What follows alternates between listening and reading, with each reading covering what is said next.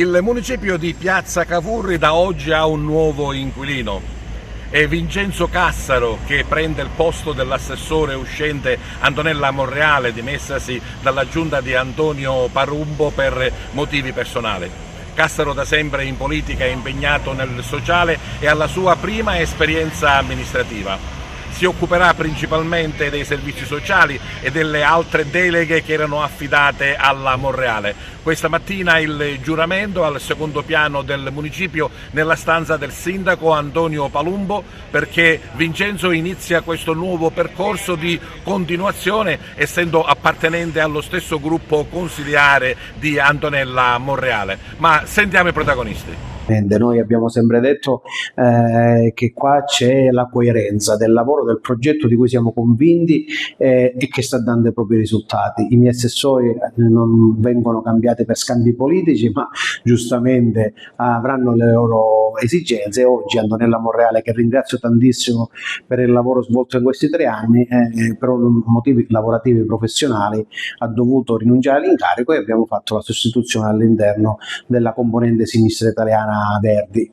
Per me è anche una questione d'orgoglio e un po' di emozione poter designare Vincenzo Cassaro come mio assessore, perché tutti conoscono la nostra storia, militiamo insieme e facciamo battaglie politiche a favore insieme a Pasquale Cucchiara e tutti gli altri compagni ormai da più di 25 anni.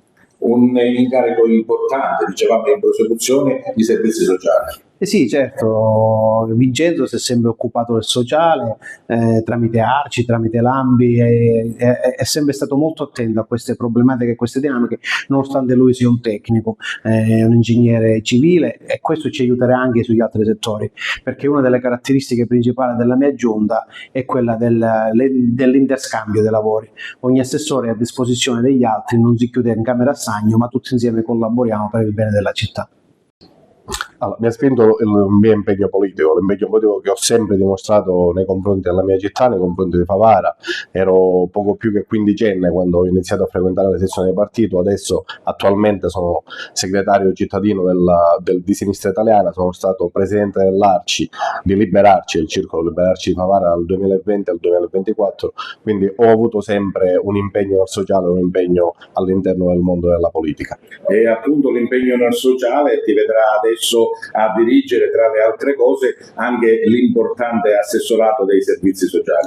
Sì, ho ereditato le deleghe appunto di Antonella Monreale, il mio predecessore, e come assessore quindi alle politiche sociali mi troverò ad affrontare le molteplici, penso, problematiche e criticità, insomma, che attanagliano una città come Favara, dove molte persone vivono ai margini, purtroppo tendono a rimanere indietro, e come atto di indirizzo politico nostro noi abbiamo proprio dato quello di cercare di non far rimanere nessuno indietro e di portare tutti avanti.